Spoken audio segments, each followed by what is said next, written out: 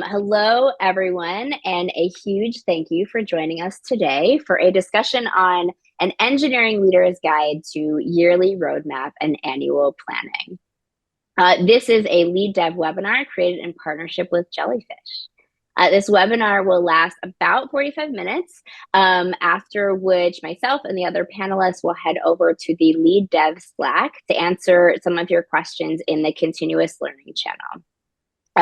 We'll probably also have a little bit of time at the end to answer a couple of questions live. So please submit those through the Q&A feature on Zoom. And again, we'll get to them at the end if you have a chance. Annual planning. Okay, so annual planning can be really challenging. There are a lot of different moving parts and pieces, right? There's the roadmap. That's usually both sort of technical and product needs and desires. There's headcount requests that go with that roadmap, and then also other budgetary items that might be needed, that you might need to think about, and that you might need to advocate for as well. So today we're going to dive into as much of that as possible. My name is Allison McMillan. I am an engineering leadership consultant, and I will be your moderator today. And let me introduce our three panelists. We have Jem, Eli, and Fran. Jem Young is an engineering manager at Netflix. Eli Daniel is the head of engineering at Jellyfish, and Fran Hinkelman is a director of cloud advocacy at Microsoft. So let's get into it. Okay. First, let's talk about roadmap planning in general. So when you think about annual planning and annual roadmap planning, what does that mean to you and what does that mean for your organization? Who wants to kick us off?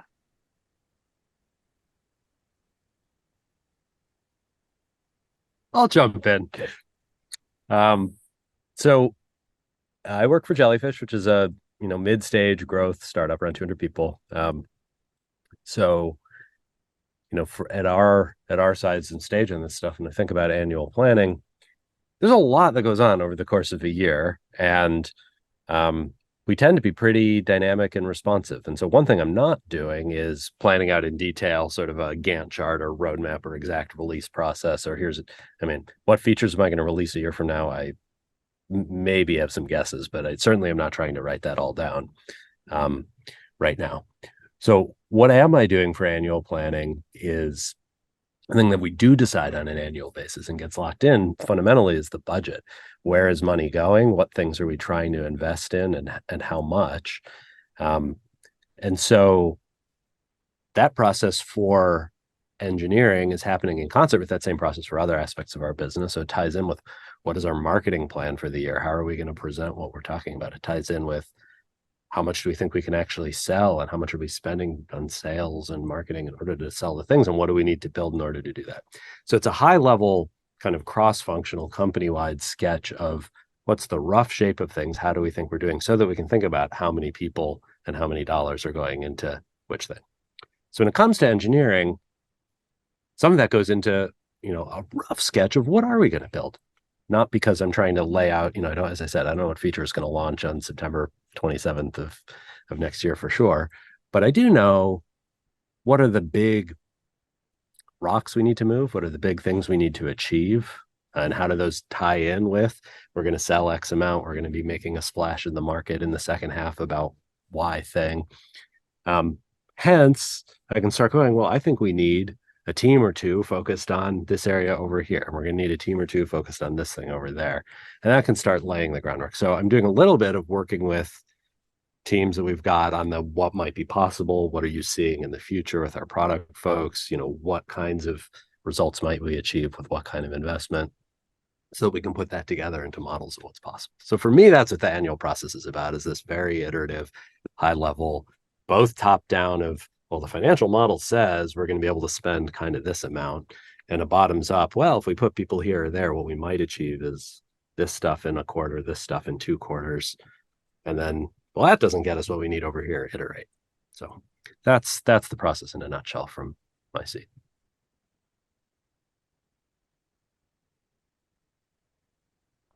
I think our process is pretty similar. There's a lot of moving parts, and we try to plan for the year. We try to have a well-defined strategy that's matching our OKRs. Really, advocacy. So it's really important for us that we are partnering closely with the product teams and a little bit with marketing. So our plans depend a lot on their plans. And every year we say, okay, next year we're going to have our OKRs ready on time. But then, of course, we're waiting for their plans to adjust ours. So usually we're not quite ready in time, but it's helping us to get this North Star for the next 12 months. And then we split it up more finely into semesters, so 6 months, also into quarters. And we're quite a large org with 80 people. So we have a bunch of different processes, like headcount is sort of a separate process, prioritization for which tech communities we prioritize. Again, that's another process, sort of separate, but tied together with the strategy for the year. And what's quite important in advocacy is travel and travel budget.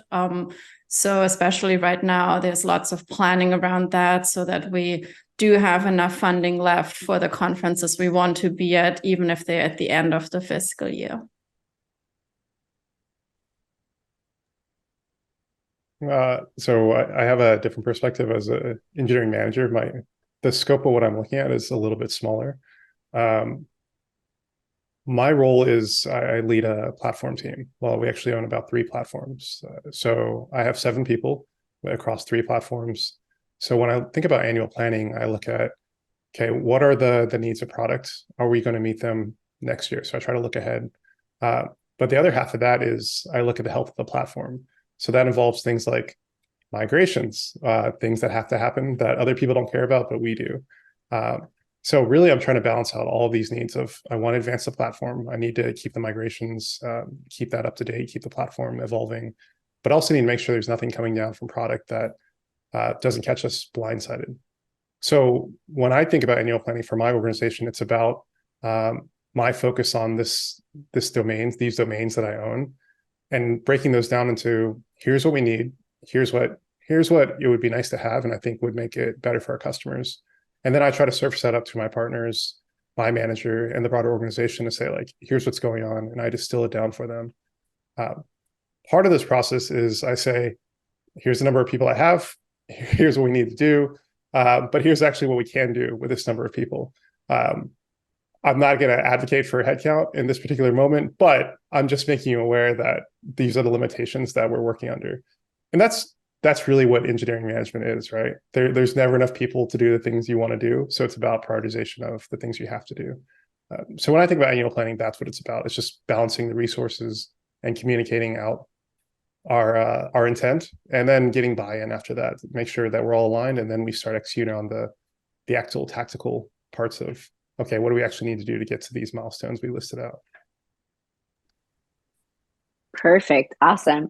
Yeah, those were all really great answers, and great to get a sense of just the different scope of what sort of annual planning includes and doesn't include for, different organizations, different roles, different sizes of companies, et cetera. We've had a handful more people join, so I will just mention again that if you have questions, there will be a little bit of time for Q&A at the end. Please submit those through the Q&A button that's sort of towards the bottom of your Zoom screen. So next question is, so that was great in terms of big picture, overarching, like what does annual planning look like sort of in general?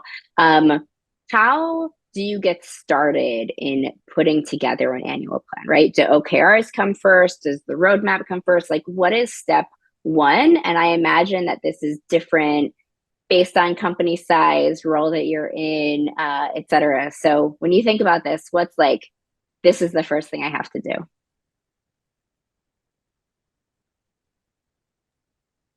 I can go first. And it feels a little bit like cheating, but we're usually starting with the strategy doc and the OKRs from the previous year, and then modify what we need to modify.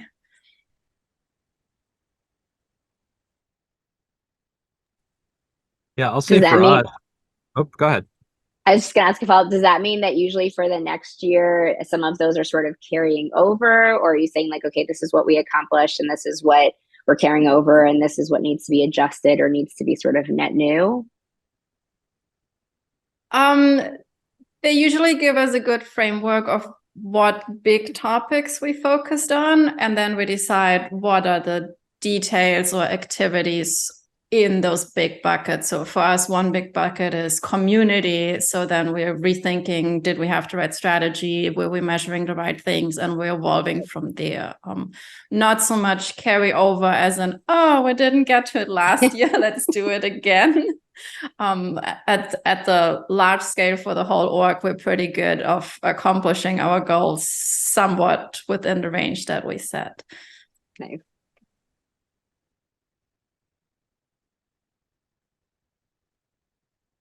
I was going to say that we're similar perhaps in starting with strategy first, different probably in that, we don't really have formalized OKRs as such, and a document, here's the strategy document from last year. Well, a year ago, we were a whole different company at a whole different stage with different needs, et cetera. So ours is a little bit more fluid than that, but level setting on as a whole business and as an engineering organization, what are we trying to do? What's important? What are the needles that we need to move? What goals do we have over the coming year, and what do we need to lay out the milestones that we're trying to hit? What do we need to accomplish, and how will we know if we're doing it? Is definitely the conceptual starting point.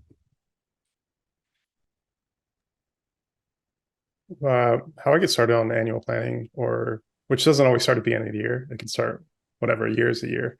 I sit down with the team, we get all together, and I say, what are we doing?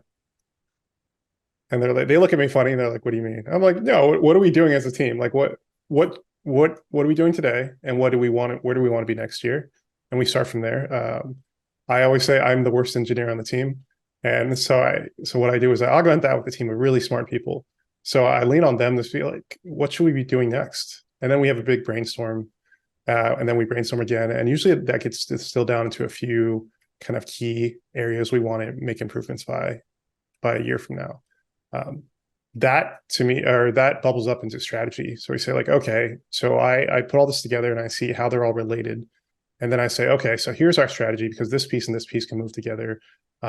Here's something coming from product. So I think if we move this piece here, we can all roll together. And then I look for the efficiencies and how we can get from point A to point Z.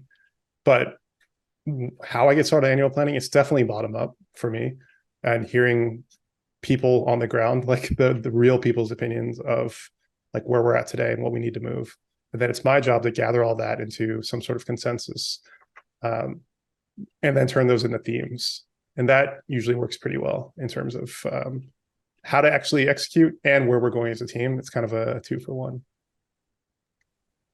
Yeah, I was going to say when I've worked at on the team level or even at smaller startups, right? Those sort of seed A/B companies where the process is a little bit more fluid. A lot of times how I will get started is by sort of bringing everyone together for a brainstorm, being like, okay, if we know that this is our North Star or these are our overarching goals, what are our blind spots? What are the kinds of things that we want to be doing? And just start with a big Post-it note brainstorm, whether it's virtually with, FigJam, Miro, those sorts of tools, or if you can get everyone together, sort of doing an in-person brainstorm that gives you just a bunch of a groundswell of great ideas and things that I seize and that individuals are really passionate about and interested in, and problems that they're seeing. For me, that's sort of a great, especially at smaller companies, a great place to get started, which sort of leads me to my next question, which is, what are the tools? This is just sort of specific things that people can jot down. If there are any specific tools that you use to sort of help move along the process, whether it's in this first step, or we'll talk about next steps in a minute or two. So whether it's in this first step or just as you move along, is there any tool you're like, I could not do this without X, or X is really helpful in facilitating all of this? My stance on tooling is the easiest thing. I'm not one of these like, oh, I've got a giant Gantt chart and it flows and it shows like the budget for this task, and we do really short sprints. As I was lamenting earlier, before we started this panel, on the number of meetings I have, which are very high, which is, it's fine. That's part of my role, is pulling things together. So when I look for tools, it's whatever is the lowest friction for me, whatever is the lowest friction for the team. Usually, honestly, that's probably a Google Doc. It's what it has been for a long time, because it's just really fast and it's really simple. No learning curve. Recently, we just switched to Airtable, which one of my peers recommended to me, and found it really helpful. The team found it really helpful too, because an Airtable is just kind of a shiny, it's a database, but they call it something different. But it's really helpful for planning, because it's pretty simple. It's just a spreadsheet, but you can do fancy things. So far we found that really useful. But in general, like I say, on tools, whatever has the lowest friction for me and the team to keep everything updated and be able to share that out with our partners. Pretty similar for us, except it's a Microsoft Word and not a Google Doc in Microsoft. What's that? The team is globally distributed, so we're trying to do as much async as we can. It's really important to have things in a doc where people can work on when the meeting is at 3 a.m. for them. Yeah, so lots of documents. Whenever we need to filter or sort things, then a spreadsheet. For the brainstorming sessions, some whiteboard tool with sticky notes. And then the actual work, when it's happening, or the more fine-grained planning, is in the Azure DevOps board. But going with the easiest solution, which is usually just a blank piece of paper shared with everyone. The only different angle I'll add, because I certainly agree with the spirit of all that also, Jellyfish, our product that we build, is a tool about measuring engineering investment and understanding where time is going, and et cetera. So we, of course, are using our own tool for all this. So the input of this when it comes to annual planning, the thing that's a good input into that process is understanding really that, having a quantification of both people and dollars going into different initiatives, different things, in like a very quantified way over time, and how does that wax and wane. Also understanding overhead, understanding, we have X number of people working on this, but of those, Y number are like really advancing the features in the strategic roadmap in that area. Z number are kind of keeping the lights on necessary.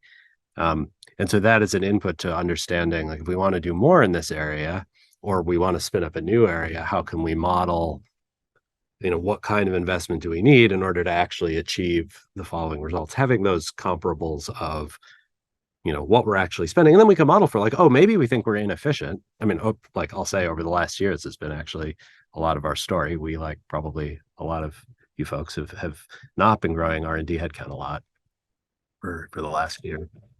But being able to go like, well, from the beginning of this year until now, we really are focused on how do we have less overhead, less time spent kind of keeping the lights on, and more time spent really advancing strategy. Can we tighten up?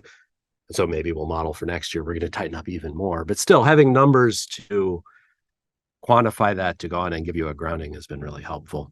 And then that also helps collaborating with our finance team on, the actual dollars, because we can tie better, not just engineering as X pile of heads, or we're going to spend so many dollars on this, but to like more quantifiable, what are we actually getting out of that? We spent blah amount on this initiative, and the result of that is this new feature that we're able to sell to some new market segment. Or we spent Y dollars, and the result of that is more robustness on this platform, so it scales better, so we're not limiting our growth, or whatever it is. And having those numbers and a way to see that has proved, I think, really, really helpful in driving these conversations for me. So whether using our own tool or a different tool to do it, just a way to measure that and get it in front of the conversation, I think, is one I would recommend. Yeah, I think these days, the more data and information you can bring to the table, the more helpful it is. So outside of sort of the product and the technical roadmaps as deliverables, what other deliverables do you all look to sort of have in your annual planning? So I'll say, for me, one thing that I think that sometimes gets forgotten to be advocated for is offsites, on-sites, retreats, team gatherings. Different places call them different things, but frequently that sort of budgeting piece of, also if we want to do X and Y on the roadmap, these are the points at which it makes sense to get folks together and to get the department together or the team together or the whatever together, and making sure that that's in there as well, to sort of be aware of those dollars and what that looks like, and also the time, because those weeks are often weeks that active development work sort of isn't happening. So that's one that I always think about, that I think often folks forget a little bit about, or it might sort of move to the back of the mind while you're doing the rest of annual planning or annual roadmap planning. What other pieces, sort of deliverables, do you all look at as part of annual planning?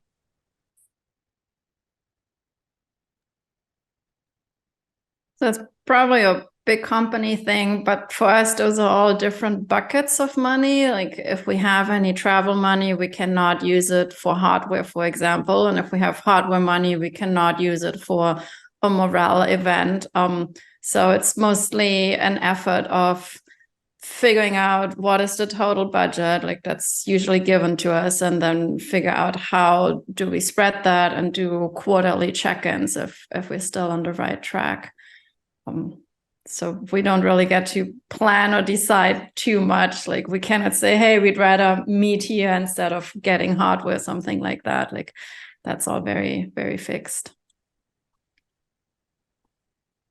We are predictably much less fixed about that. So do definitely try and model it. And just for simplicity, I generally try to just distill it down to, monthly amounts per head that we budget for spending on those things, for the sake of business model spreadsheets and what are we doing, recognizing that it's not obviously going to be spent as steady drips over the whole per person per month, but some kind of like, we're going to account for, each person does, $1,000 a year of traveling to get together with teams to do, or whatever it might be.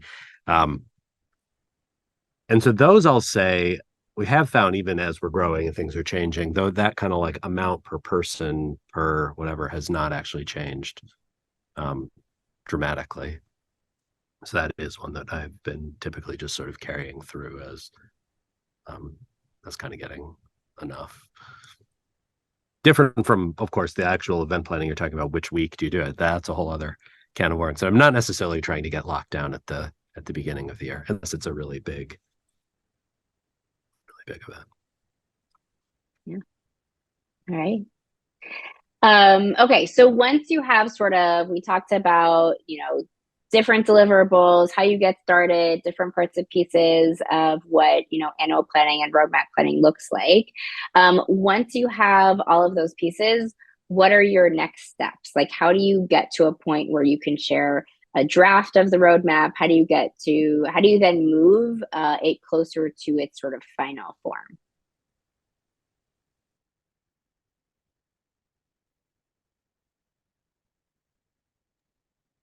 So once we have a plan in place, and it's high level enough that it's digestible by anybody within the organization, I share with the first team. So that's the other peer managers in my organization who are often our partners or customers, and say, here's what we're thinking.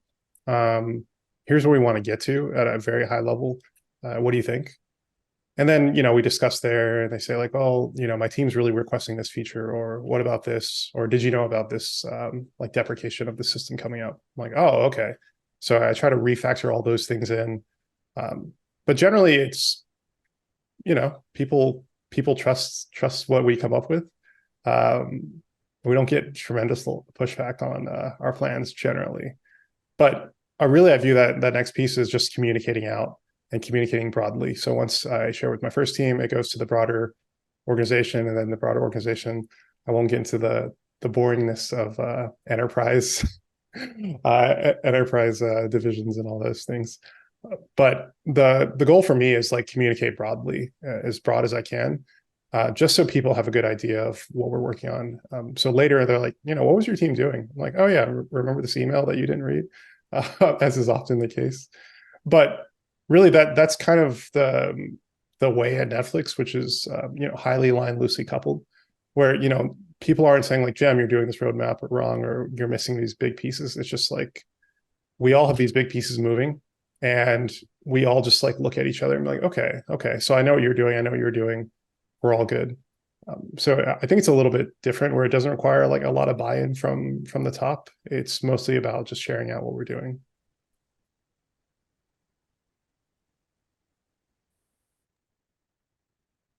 Yeah, same here. Lots of oh, go ahead. No, you first.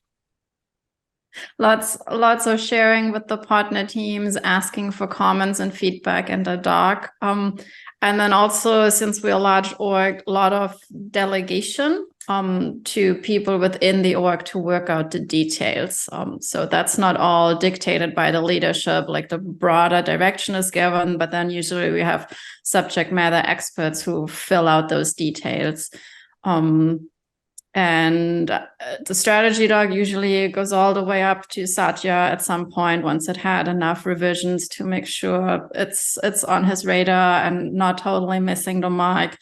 And then to share it with the whole org, we translate the doc into a PowerPoint and share it usually in town halls. But yeah, it's lots of communication and making sure everybody saw it. And like Jem said, there's so many emails, like, yes, of course we send it out, but reading it or realizing that's the doc that people are looking for is another question. So town halls, multiple emails, sometimes an extra DM or something, just like, hey, here's the strategy. We need more details.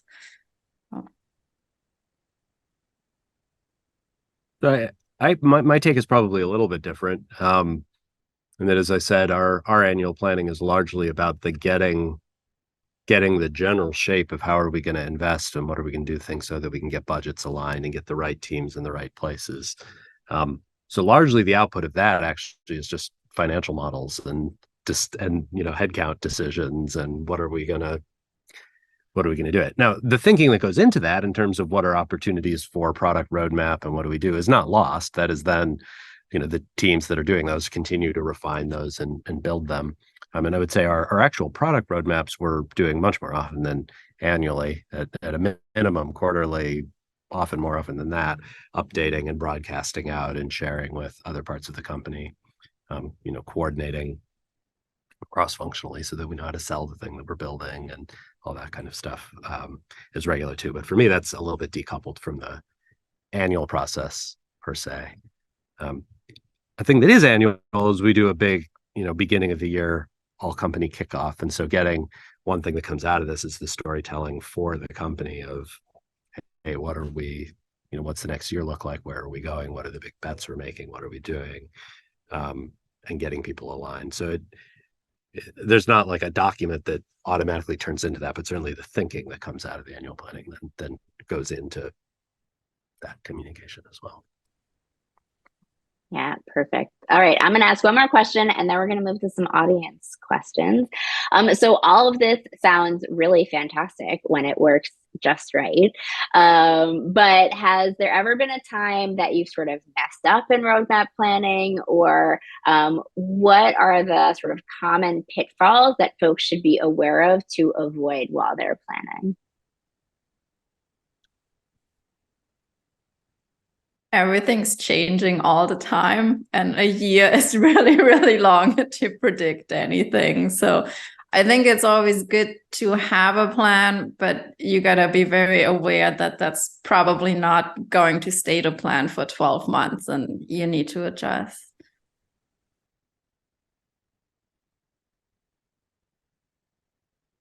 Yeah, big plus one. Mistakes I've made annual planning or even quarterly planning, putting a whole bunch of detail in there, making it beautiful. Like I have like this really clear diagram of arrows and things like that. And it turns out some big other priority came in, and like we can't do most of the things. So yeah, big plus one on that. The ways you can go wrong is like trying to be too detailed on a roadmap planning, when it should be like, here's some loose pieces. You should have a priority in case other things come in, so you can be like, no, this is a must do, versus, yeah, this would be nice to do, but you know, if something else happens, you know, it's okay. So being flexible, that's probably the most important part. Yeah, from my end, the balance that I think is tricky on this is getting both detailed enough in it that you can have some sense that this plan actually is coherent and hangs together, that it's internally consistent, that the parts come together, which is sort of the point, that you want to pressure test that, but not get so detail oriented that you're actually locked into it, or, you know, again, you need to be resilient to learning about reality as it actually uncovers. So just remembering what's the right level of detail, and as you're communicating plans out, you know, the being able to both communicate the, you know, yes, we think this is how the gears mesh and this is going to work, but also be able to communicate in terms of, this is the big picture and the vision and what we're trying to do here. Because trying to explain to people all the details of how all the gears fit is often not a very compelling a thing, or something that lands or sticks in people's heads. So finding that balance of how do you explain, understand, visualize, communicate the big picture, the story, where are we going, what are we trying to accomplish, enough proof that the, you know, you're convinced the details do come together and you'll figure it out appropriately as you go. That's the art. Yeah, so that actually leads perfectly into the first audience question, which I'm going to summarize sort of 3 or 4 questions that we've gotten in this area, and that is sort of, how often during the year do you adjust the roadmap? How do you plan for unplanned work in the roadmap, or account for dependencies that fall through? So we're just talking about sort of being flexible. Any suggestions or ideas for, you know, really like ways to do that, and how frequently you adjust during the year? So I'll say we adjust continuously. So our roadmaps we actually call forecasts, in the sense of, this is each team presenting forward what do they see and what do they know is coming. But there's not an implicit understanding this is where your roadmap is not telling you where you're supposed to go. It's telling you where we actually think we are going to go. And our idea of where we think we're going to go might be different in a month from now, as we learn more and things come in. So for sure, assuming and planning that things are going to change. So holding in our head, what are the really important things? We know you know, we're on a cross-country road trip and we need to somehow get to the city on the way, like, but not being too wedded. It's totally fine if we get off the highway in a different place and stop for lunch or spend the night somewhere we didn't think we were going to, or whatever. So that language in particular of like roadmap, I think connotes there's a right way. Here's definitely the place. We're measuring ourselves on whether we stick to the plan that we laid out. So we try to use different language from that to keep it as a, you know, forecast. And I like the sort of car in the dark with headlights metaphor of, the further out you get, you know, you have a sense of what's out there, but it's dim and you're not sure. And the closer you get to it, the brighter it is. Like, those are the kinds of things that we're trying to use. This is probably a big luxury, but we know that there's unplanned big opportunities going to come up. And so we're explicitly not planning at full capacity, but leaving room for innovation and creativity, and for that flexibility to jump on things that we don't know about yet before we plan the roadmap. But it's a big luxury to sort of plan at this 80%, so we don't have to scratch anything immediately if something new comes up. Yeah, similar to Eli, roadmap is just a story about where we're heading as an organization, and you know, that story can change. It will change. I think 2022 or 2021, you know, when the tech industry changed dramatically, that threw off everybody's roadmap, because we all had headcount and all these things, and then they're gone, or you know, the priorities of the business changed radically. But by having a consistent roadmap, it's still important. And you say like, this is what's important for my team, for my organization. When we get there, how we get there is probably going to change. So we have to be flexible and continue on the roadmap metaphor. Yeah, sometimes there's stops along the way we just won't make anymore because they're not important to the team or the business. But our destination, where we end up, is still important, and that doesn't change. So for the question, how often do you adjust your roadmap? All the time, all the time. For me as a leader, what's important is to shield my team from a lot of the swirl and say, like, we're still going to the same place. We're going to have to go over here instead of over there. But I still maintain that steady vision of like, we're still getting there inch by inch, quarter by quarter. And then, a year from now, sometimes 2-3 years, we look back and say like, we did it. It took longer. We had a couple flat tires. Some people got out of the car, some people got in the car, but we made it. And I think that celebration is just as important. Yeah, I love all of that. Amazing. Next question, how do you include tech debt in your planning? Is it just a percentage of available time or specific initiatives? How do you all think about tech debt? This comes back to the comment that I made about understanding your investment and how much is going into the new stuff versus kind of keeping things running. So for tech debt in particular, I actually like to think a little bit differently about, I actually often don't like the tech debt metaphor, but I'm going to try and avoid going down that rabbit hole for the moment. But I try and think separately about the things that we're doing as ongoing work to clean up as we go. As part of building this, the responsible way to build this is to reorganize this other stuff along the way so that the thing we're building fits in. Those things I tend to just account for as part of the costs of building the new thing, and can look at past data to look at for past things we've bought, how much energy was going into that, how long did things take, and that we can model forward to what do we expect those costs to be as part of the new stuff. So not just thinking of it as like, I'm only thinking about the new things and that, neglecting to take into account that there's stuff we need to do along the way. But there's also other, sometimes there's major kind of below the line initiatives that need to happen if we're going to do that. It's not just clean up as you go. We first need to actually, lay a new subway system or whatever the thing may be. And those I actually do plan on the roadmap as, technical initiatives. And I think of those not as like tech debt per se, but like intentional planned strategic investments that we're making right alongside the product driven ones. Yeah, I'm not a fan of the phrase tech debt. I use it all the time because there's no one has shown me a better phrase, but it's too much of a catch-all phrase for many things. Sometimes we use tech debt as a really old system, or sometimes we use tech debt as there's actually a lot of patches and holes in this that we need to fix. And sometimes, kind of like you're saying, Eli, we look at tech debt as, well, we can't build the new thing until we lay the lines and flatten the ground and do all this work, which you can consider tech debt as well. The challenge here is reframing that thought of tech debt. Just because something's old doesn't mean it's bad. Something is only a debt when it's starting to pull down a system. It's slowing productivity. It's hindering innovation.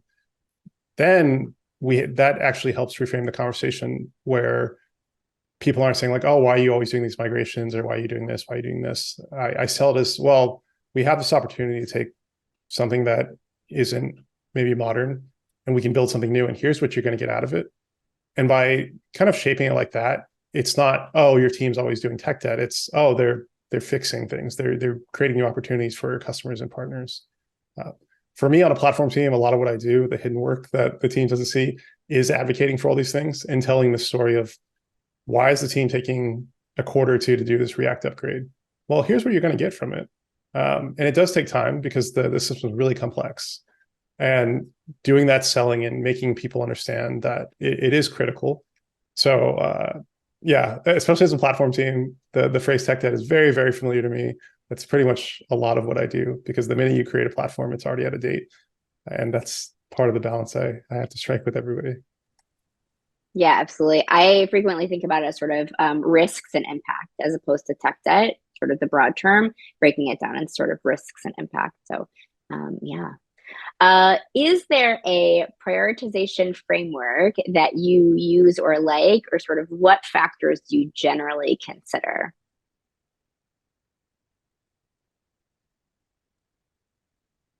It's all impact for us. Like, what's the impact? And then figuring out how to measure impact, that's the real question. So that's where we fall back on a lot of data and metrics of similar work or initiatives, but it's never 100%. But yeah, everything is framed as impact for us.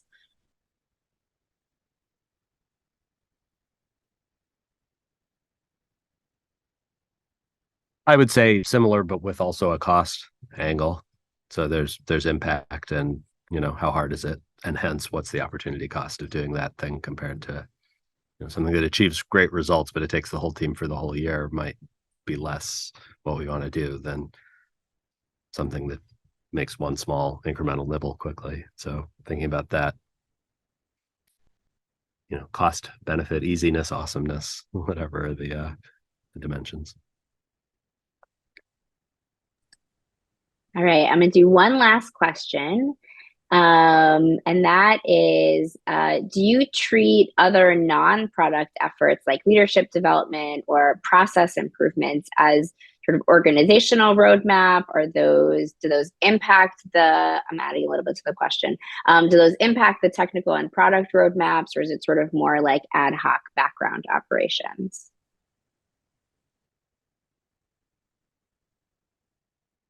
I'll say for me, us in this organization, it's largely background. Insofar as things that we're doing or building really open up new opportunities there, then obviously there's some link that we do. But in general, I'm not very formal about those things. I have at bigger places in the past sometimes had more program management around them. Today, I don't. Yeah, for us, they're definitely on the OKRs, the same level as a product OKR. Yeah, for us, it's background. It's the expectation that it's going to get in there somewhere. We just got to find a spot to fill it in. Yeah, I'll say in the past, the only time that it's been different for me is when I know it's going to impact velocity, or, when I'll get, if there are questions around like, why can we only accomplish this month, or why can X, Y, and Z? Sometimes it's worth saying like, oh, we need to change this process, or we need to do this thing as a part of accomplishing this. And that's added into, sort of like perceived effort, time estimation. We all know estimating is hard, et cetera. So cool. Well, with that, there are a bunch of questions still left in the Q&A. Those will all be transferred over into Slack, again, in the continuous learning channel. So we will continue the conversation there. Thank you all so much for these great insights in today's panel. We talked about a lot. We talked about stakeholders, teams, peers. We talked about things that we shouldn't forget along the way, like headcount, offsites, and a whole lot more. We will all now be heading over to the LeadDev Slack, again, in the continuous learning channel. So please head there to continue the discussion and check out more answers to questions from you all. So thank you all for joining, and we hope to see you next time.